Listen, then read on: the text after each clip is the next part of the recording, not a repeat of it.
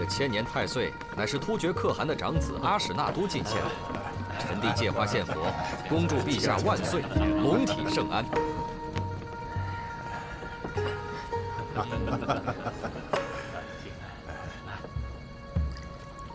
好。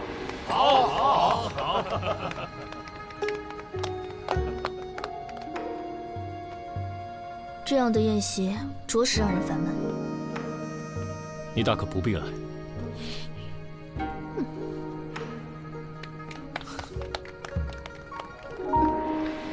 陛下，臣弟已命人将太岁给您取来，还请稍后。今夜正是客，一切听主人吩咐。陛下说笑了。王爷，王爷，王爷，林飞白，干什么慌慌张张的？什么事啊？不必惊慌，慢慢说。是陛下。王爷，张夫人她……张夫人又怎么了？她被千年太岁杀死了。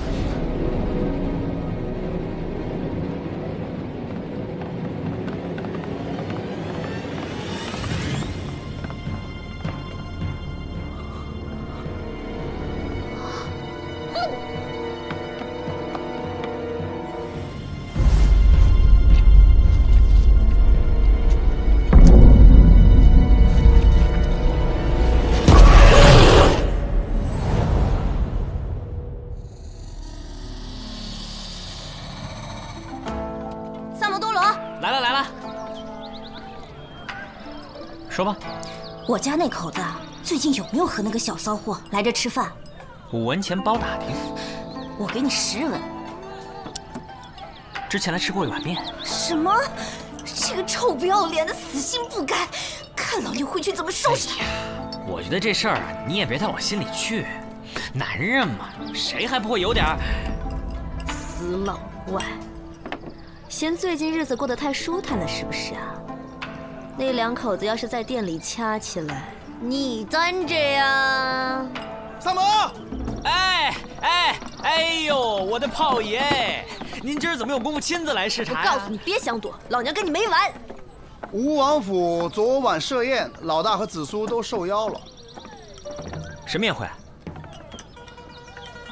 有个叫阿史那都的突厥王子送了吴王一个千年太岁。哦，这个吴王呢就想献给陛下，没想到王府侧室夫人横死，结果呢就把我老大生生搁里头了。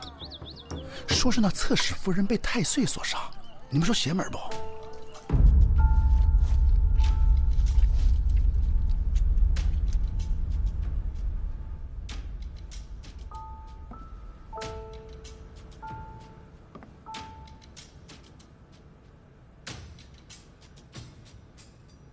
李少卿，你能替本王查案吗？只能劳烦王爷派人盯紧每一个赴宴之人，因为能在王府中自由走动、不受约束的人，都有可能是凶手。去，照办。是。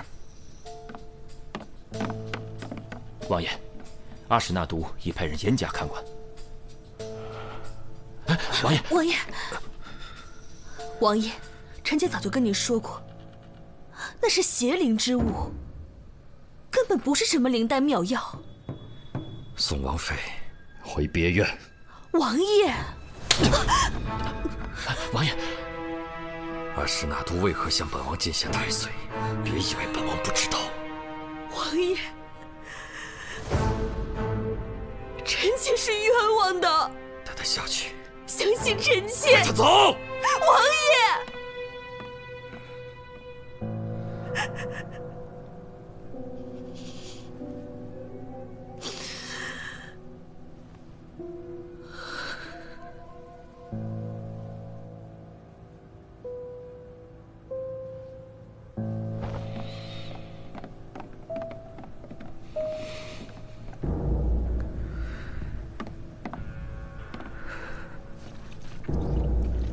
李少卿，这件案子就拜托你了。飞白，他会协助你们的。是，下官定当竭尽所能。本王先回了。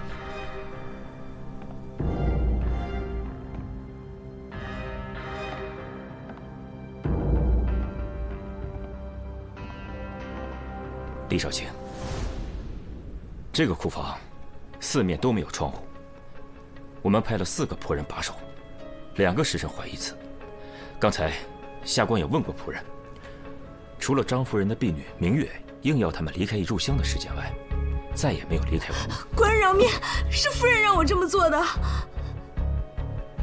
什么意思？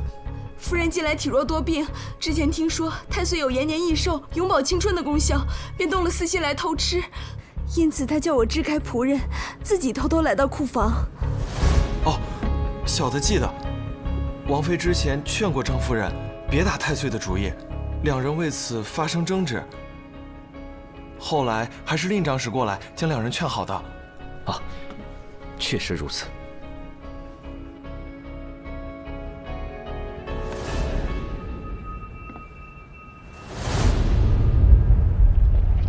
保护好现场，将尸体送往大理寺。啊，是。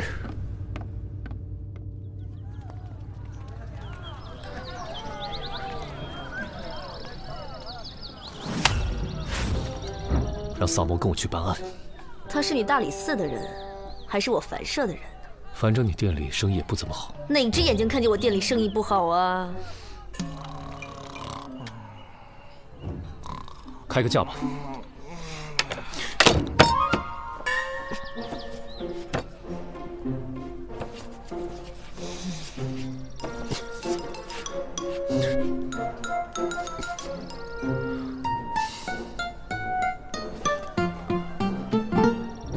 我这个月的俸禄已经花完了，等这个月过了再付款。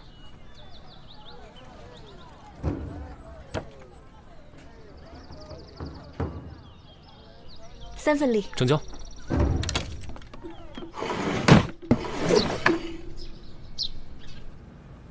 哟，大仵作，吃饭呢？一块儿吃啊。行吧。哎，这什么？水蛭啊。你从哪儿来的？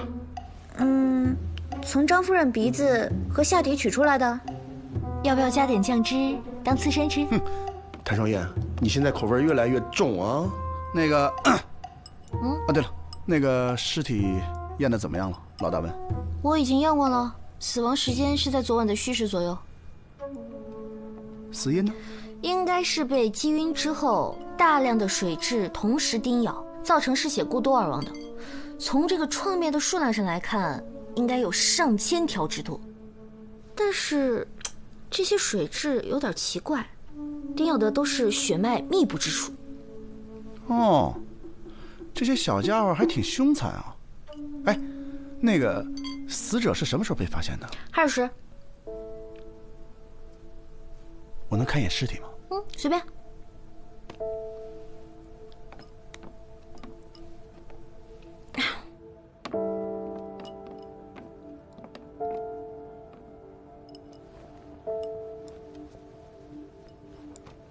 那个，你先吃饭啊，一会儿让老大他们过来看。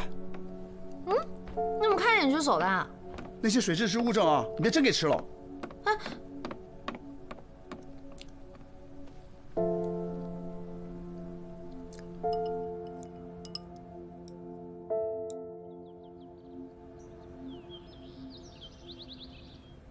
王爷，听说当天宴会开始前，您与令长史独处了1个时辰。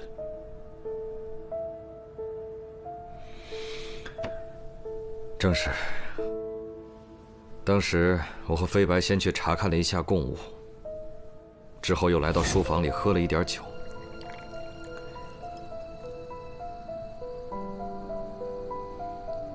谁知道本王困意上来，便让飞白看着时辰，小憩了1刻钟。王爷是什么时候睡的？下官记得应该是戌时3刻。没错，本王当时还特意看了一眼漏刻。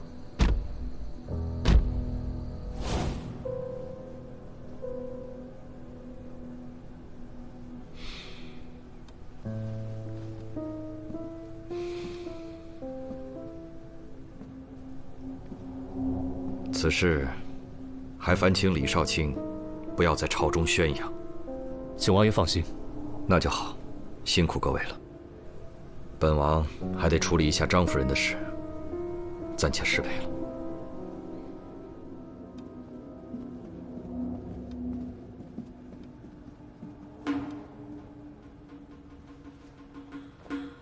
吴王点儿真背啊！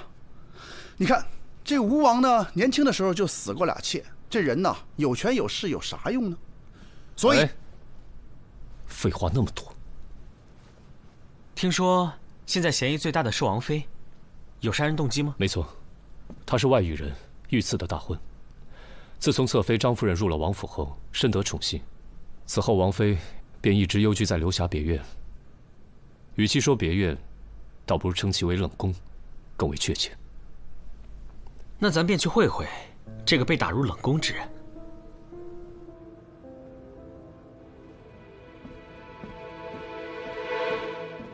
李少卿，请恕素衣瞒报之罪。昨日王爷将她送回别院后，王妃就悄然离去，再也没有回过王府。那你最后一次见她是什么时候？你要是敢说谎，李少卿会把你关到牢里去。素衣绝对不敢欺瞒李少卿。昨日宵禁之前，王妃找我借了套衣服，说是要去西市一个叫什么七贤的客栈，这剩下的我就不知道了。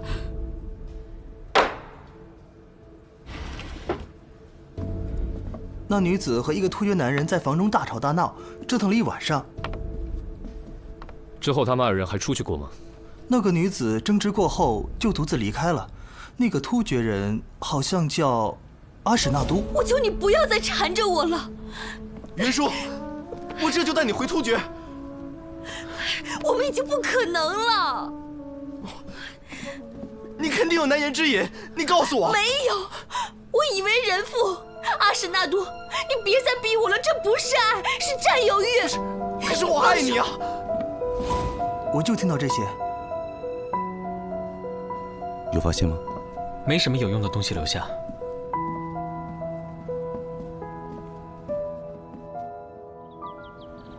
放开我！放开！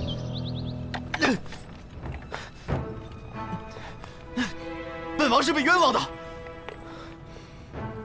本王没有杀人。没问你话的时候不能开口。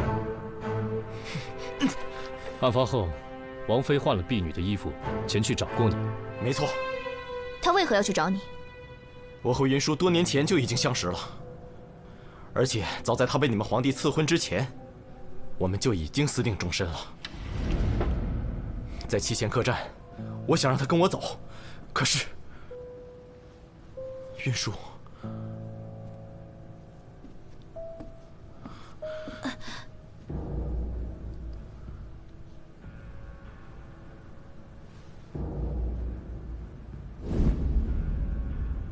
那日王妃去过七贤客栈后就失踪了，你知道她在哪里吗？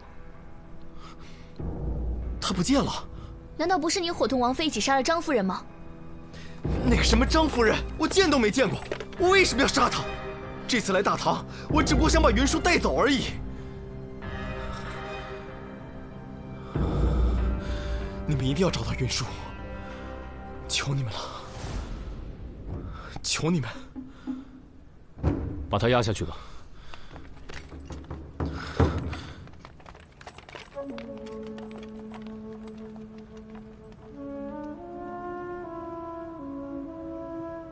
那你现在还觉得是他伙同王妃杀了张夫人吗？难说。你审不出，我接着审吧。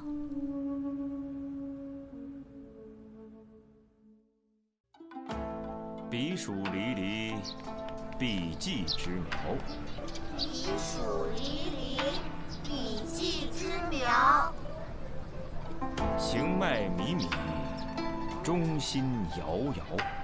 行迈靡靡，忠心摇摇。知我者，谓我心忧；不知我者，谓我何求。你们回来啦！李治，你认识了这么好的朋友，应该早点介绍来认识认识嘛。李少卿，看人家多有礼貌。我平时也很有礼貌，好不好？怎么不夸我啊？懂不懂什么叫不怕不识货，就怕货比货啊？哼！哎，别说，你们真的很有共同之处。哪里？口味重啊？因为喝茶也要加很多盐啊。好了好了，我去给你们准备些膳食。哎，萨摩。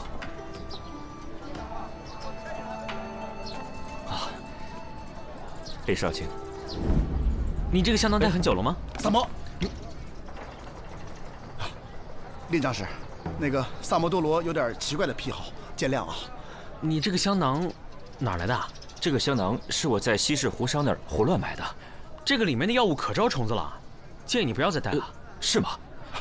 来给我。哎呀，难怪我最近老招虫子。令长史，你是查到什么了吗？啊，回李少卿。飞白从素衣口中得知，王妃有一个腰坠，一直舍不得离身，但如今却留在了梳妆台里。此事略有蹊跷。这玉坠有什么来历？玉坠是王妃出阁之前便有的，花纹特别。有什么特别啊？一看便是突厥之物，而且阿史那都也有一个。令长史跟突厥王子关系很好吗？我二人此前算是点头之交。他被捕之后，吉隆可汗震怒，派10万大军驻扎我边境，逼大唐交人。倘若不交出突厥王子，他们便要派兵南下。这案子再不破，恐怕两国交战在所难免啊！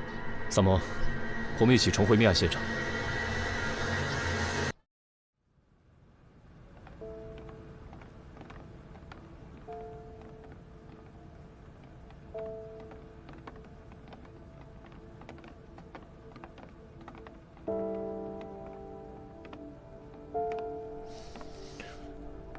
当晚，除了在府内其他地方的几个小厮没有出现以外，其他与张夫人密切来往的人，都有不在场的证明。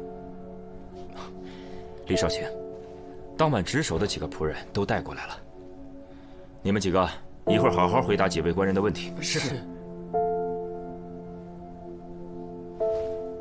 当晚，除了张夫人的婢女明月叫你们出去，你们再也没离开过。是的。那天晚上可有什么异常？没有什么异常，只是确实听到了什么东西被打翻的声音。当时小人还以为进贼了呢。我们过去查看，发现对面杂物间的窗户破了个大洞。那张夫人是什么时候离开的？不知道。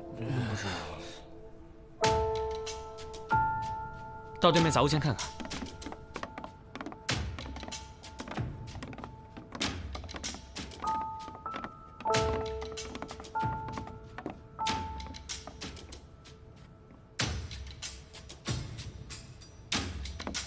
令长史，你带仆人先下去吧。李少卿有何吩咐，尽管唤我便是。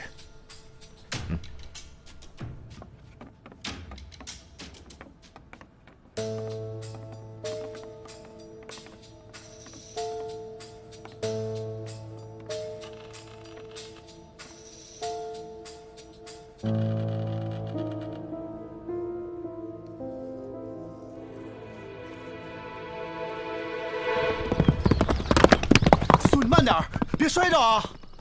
提审时，阿史那都亲口承认，曾在长安附近置屋，以便与王妃幽会。看来，就是这里了。苏，一会儿这样啊，一会儿我数1、2、3，我一踹门你就冲进去啊！哎，凭什么是我先冲进去啊？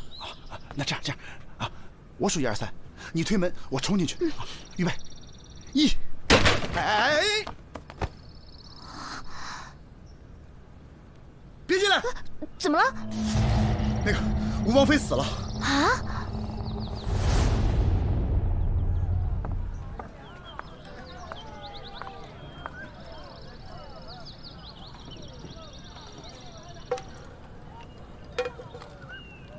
去哪儿了？查案。紫苏和3炮托人带了个口信，说他们在一个叫什么的地方发现了吴王妃的尸体。有详细位置吗？地图。给我。这种钱你也赚？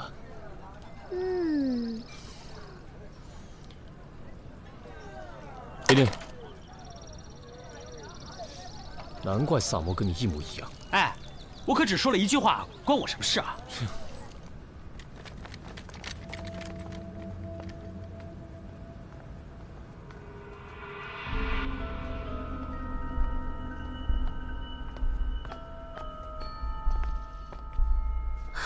死者死前曾被绑在了椅子上，导致手腕、脚腕处有紫色的淤青。死者的头部被钝物击打过，但这并不是最终的死因。真正的死因应该是肺部的那一刀，刀口形状奇特，像是某种抑郁病人所致。能知道这个小屋的人，一定是对阿史那都和王妃都异常熟悉的人。能在吴王府中杀害张夫人，而又绑走王妃的，必定是对这二人十分熟悉的人。我觉得你想到的跟我想到的是同一个人。对，但是问题，他是怎么做到的？杀人动机又是什么呢？我总觉得哪儿不对，可是哪儿不对呢？我们只能再去趟吴王府，但愿能赶在证据被毁之前找到。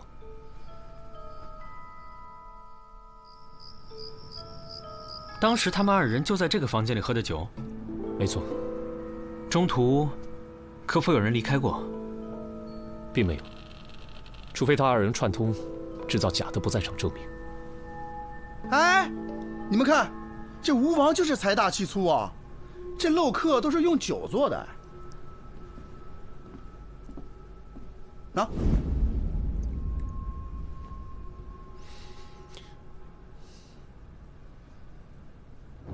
没错，是酒。大理寺查案。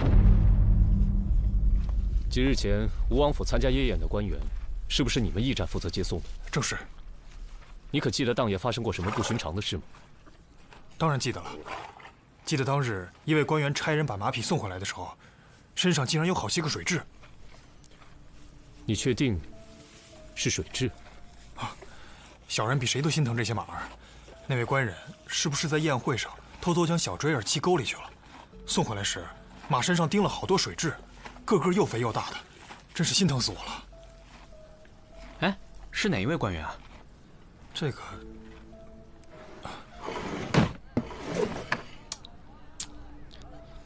不是，老大，你们到底是发现什么了呀？这陛下给了3天的期限，马上就到了，咱咋还在这喝茶呀？如今，已经能破了他的不在场证明。杀人动机究竟是什么呢？这有什么是什么的呢？杀人动机无非就2点：一，钱杀；二，情杀。前者关系到利益，后者关系到情感。钱虽不算多，但是它够用啊。情，他与这2个女子也很难有感情纠葛。老大，这情杀又不一定非在男女之间。哎，你们还有心情在这儿喝茶？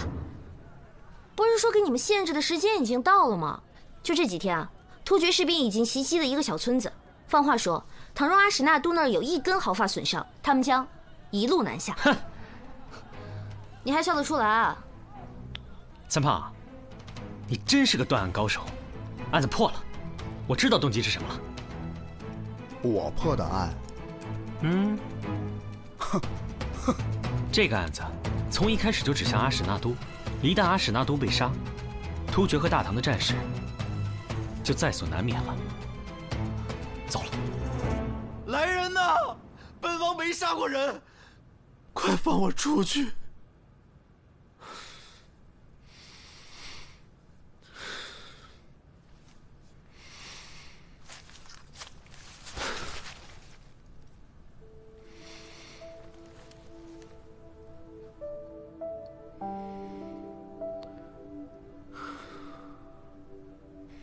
云舒，你放心吧，待我从这里出去以后，我就去找你，把你带回突厥。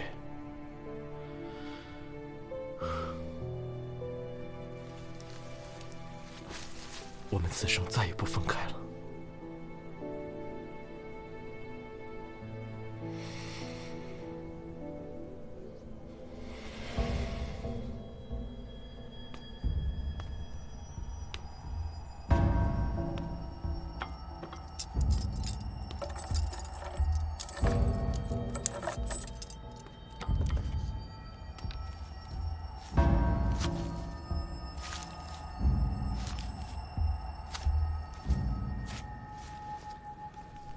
王子，您的饭来了。最后一顿，吃了吧。滚！出去。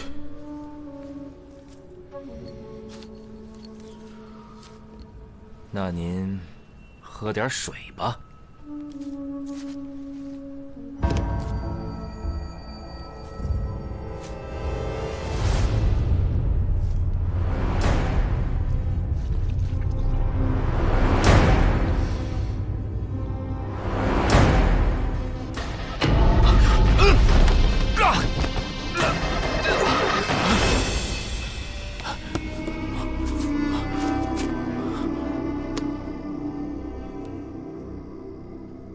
令长史，想不到你还是一个会操纵重置的伽罗师啊！官人，小人不知道你在说什么。还演戏呢？被自己培育的水蛭吸血，感觉很爽吧？你口重，喝茶都放盐，就是为了抵御水蛭吧？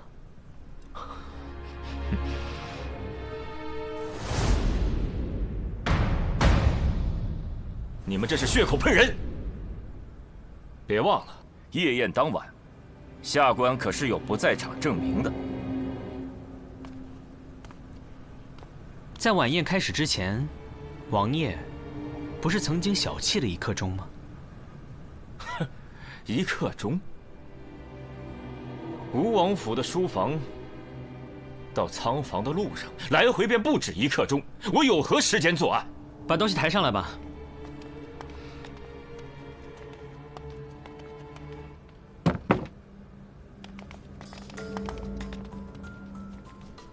那天晚上，你与王爷在书房里对饮，你的座位应该是离这个漏客最近的吧？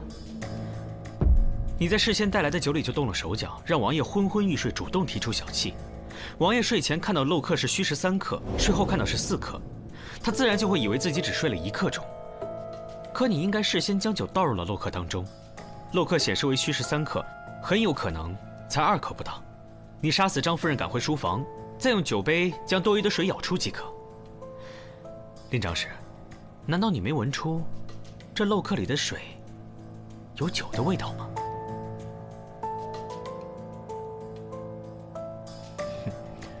我不知道你在胡言乱语些什么。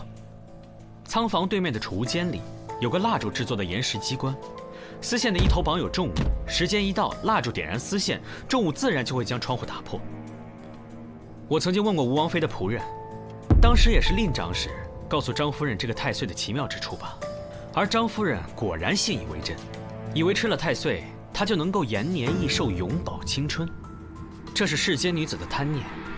你和张夫人约定好了作案的时间和步骤，你先去了对面的杂物间做好机关，然后张夫人命明月将看守支开后，你们便可以趁机潜入库房。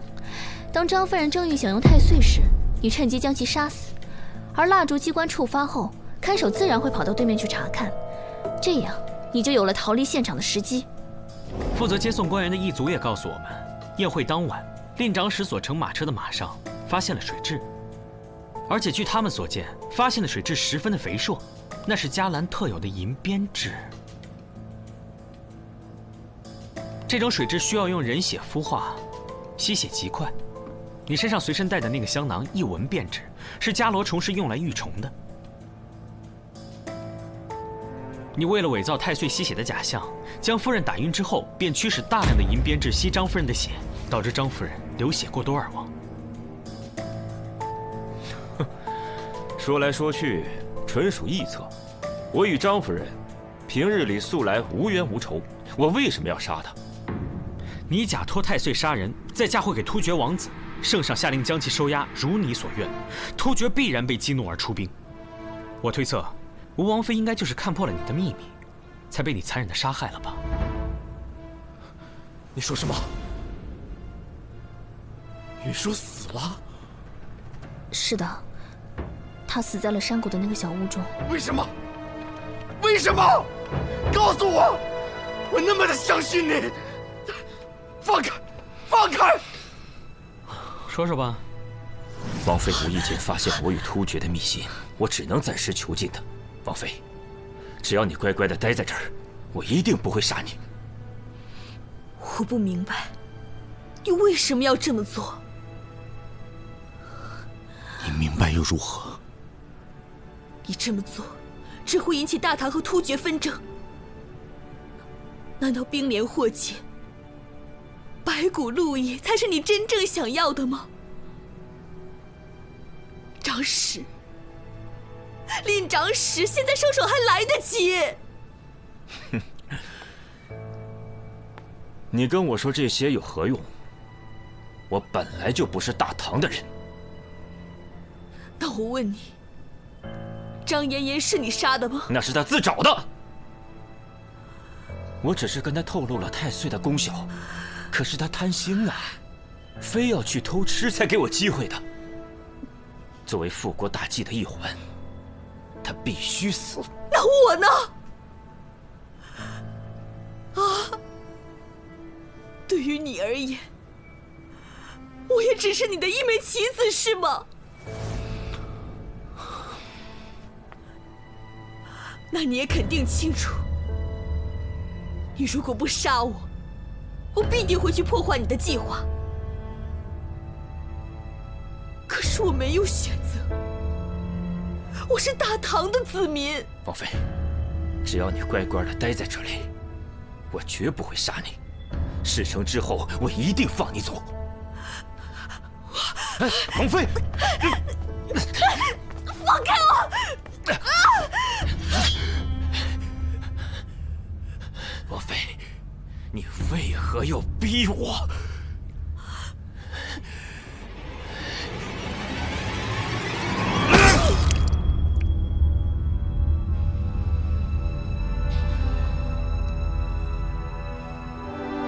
李飞白，你为什么要杀云舒？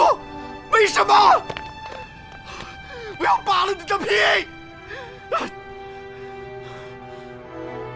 我查过了你的通关文牒，你是近几年才从外域来到长安的。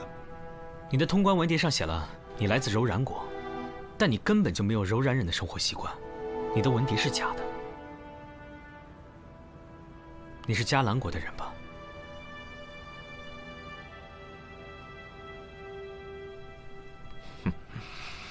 萨摩多罗，别忘了，你也是迦兰国的子民。你忘了，咱们的国是被谁灭的？咱们的家又是被谁破的？啊，是大唐！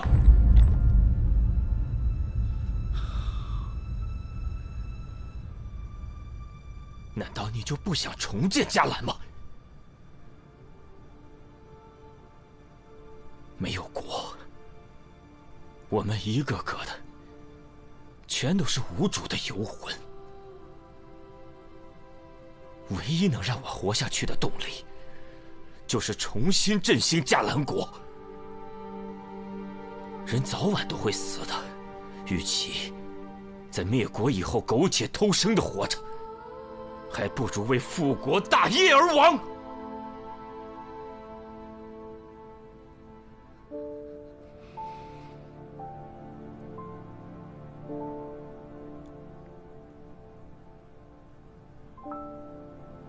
那我问你，你复国是为了什么？为了什么？为了迦兰逝去的子民，为了在战火中亡故的大哥和母亲。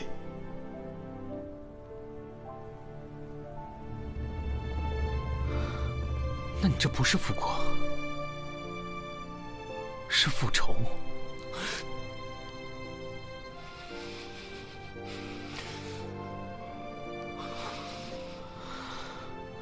我还记得，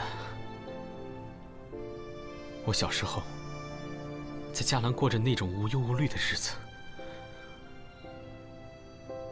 我也记得，我躲在柴火堆里，眼睁睁地看着我的家人在眼前逐渐消失。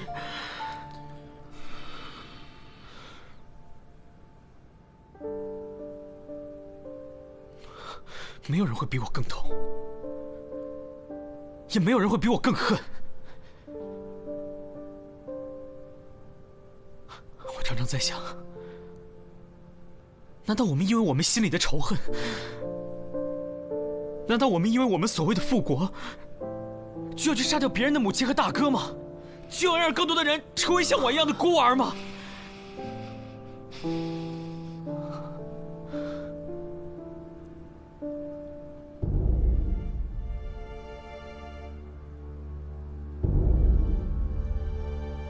你问我恨吗？我当然恨，但是我更痛恨战争，痛恨一切打着国家名义残害无辜生命的行为。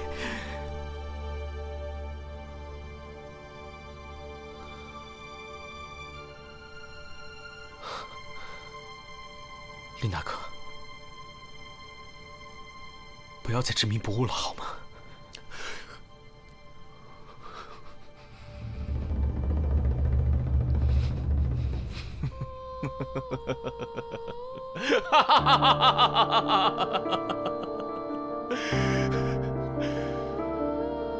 不知我者为我何求？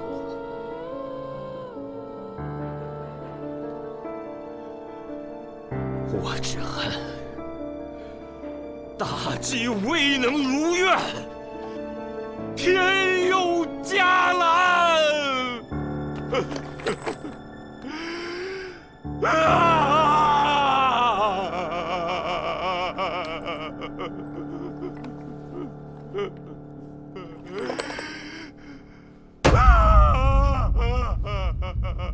拉下去斩了！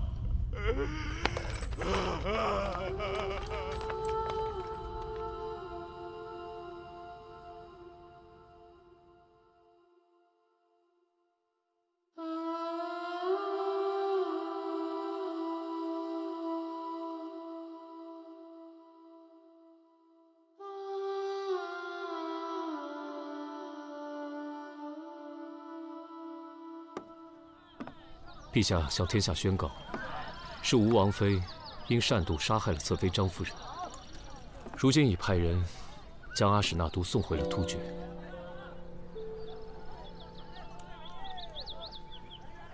这个事儿就这样结了？也许这样才是最好的结果。也不知那些迦兰移民会不会受到迁怒。哎呀，这个国家早就已经覆灭了。双叶。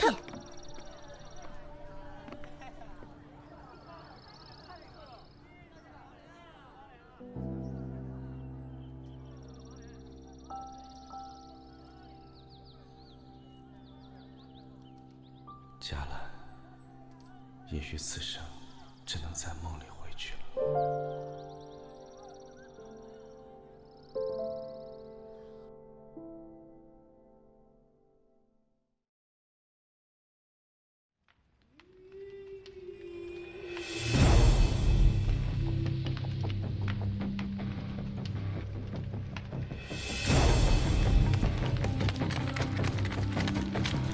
启禀国师，令妃白折了，验明正身，即日处斩。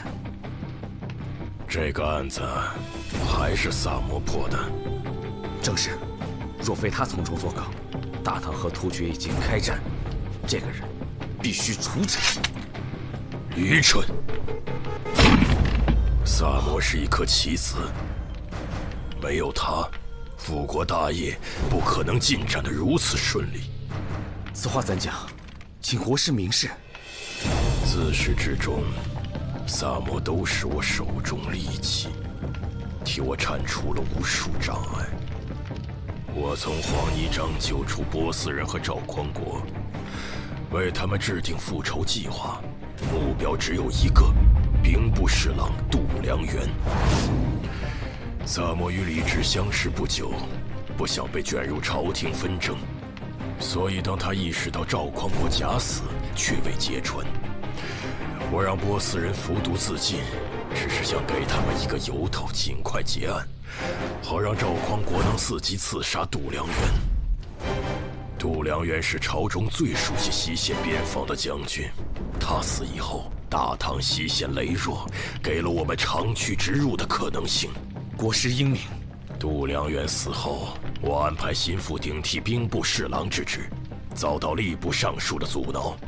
随后，大理寺开始调查灵猫杀人案，我派人杀了平康坊的雪儿，把线索引向刘尚书和他堂弟。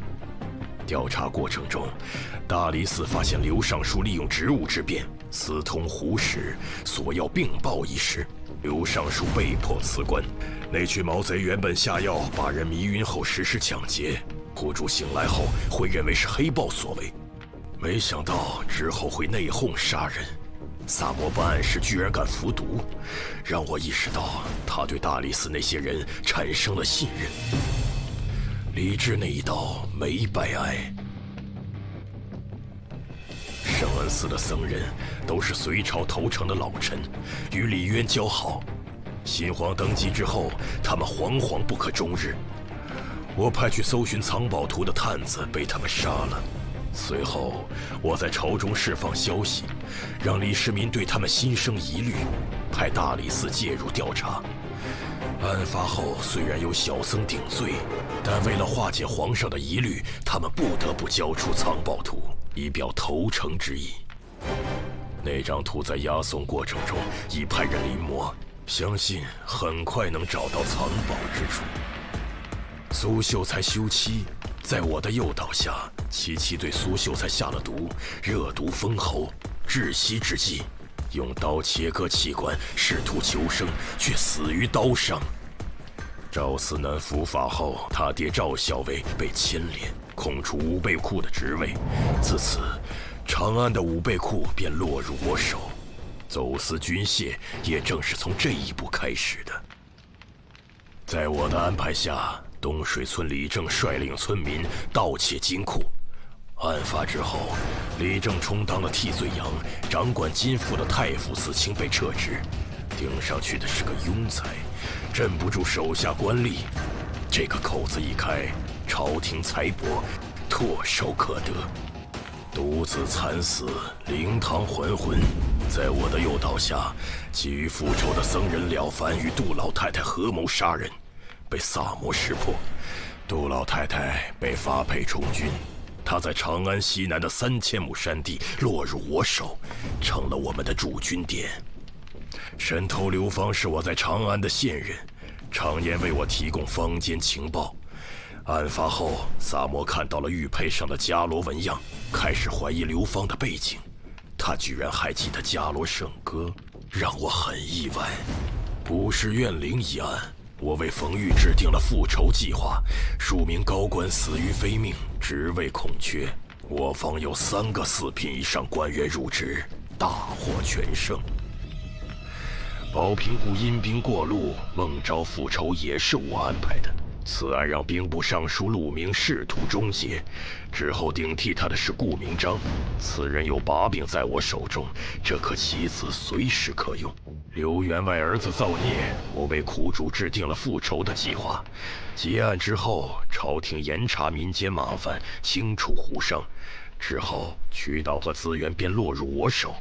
接下来，在新任兵部尚书顾明章的默许之下，大唐的战马供给就由我控制了。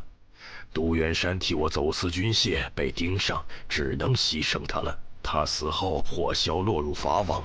多亏萨摩，唯一对我们有威胁的官员也不存在了。邓维曾经治好过天花，这就意味着若有战事，我军就能利用天花作战。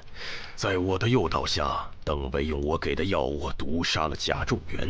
他死后，天花秘术便落入我手，可以在一夜之间让大唐军队彻底丧失战斗力。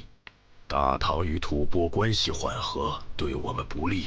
在我的提醒下，吐蕃国君意识到玄武对李世民犯忌，于是有了之后的连环杀童案。结案后，吐蕃使臣被急召回国，这正是我与吐蕃修好的大好时机。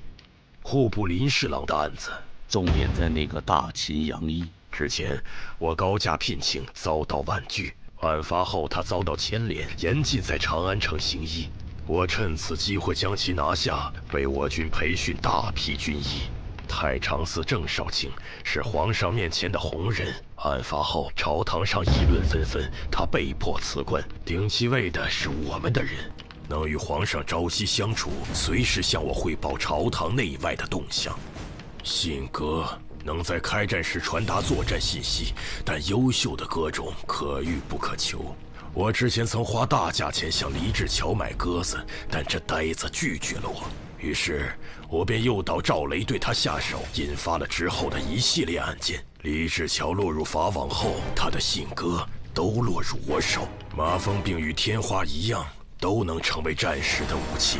我派蛇师前往不周村，就是为了找到治疗麻风病之法。结案后，麻风病人的衣物、皮屑和那些沙袋蛇卵都落入我手。皮影师与侏儒复仇，涉案高官陆续横死，再次引发了朝堂震荡。结案后，我方有3名5品以上官员入职，自此我在朝中的布局已出现端倪。黑道上走私最盛的，除了咱们，就是东篱山庄，但他们有代王做后盾，很难撼动。幸亏有萨摩多罗，我才得以铲除东篱公子。此后，东篱山庄也落入我手，彻底垄断了走私渠道。林白案是萨摩离我们最近的一次。结案之后，我紧急撤离了长安西南所有驻军，我方损失了6名将士，愿神保佑他们的灵魂安息。城郊那块荒废的菜地有数个菜窖，是我用来临时存放军械的地方。戏班的人经常在此出没，只能想办法除掉了。木商张某手下有数百名能工巧匠，把他除掉，那些工匠为我所用，就能为我军造出最强悍的工程器械。属下明白了。我安排令飞白做局，是想挑动大唐与突厥的战争，可惜败了。不过武王从此失势，也给我们腾出了不小的空间。可以说，这些案子在萨摩的协助下，为我方争取了最大利益。国师深谋远虑，属下佩服。只是萨摩天资过人，机敏狡慧，总有一天会意识到我们的存在。我做了这么多，就是在等待那一天的到来。毕竟，萨摩是伽罗的王子，也是我王唯一的血脉。灭国时，萨摩还小，不记事，只知道自己是伽蓝的子民。若能复国，继承大统的人也只有他。愿主神庇佑，让萨摩耶早日觉醒，燃起心中的清凉圣火。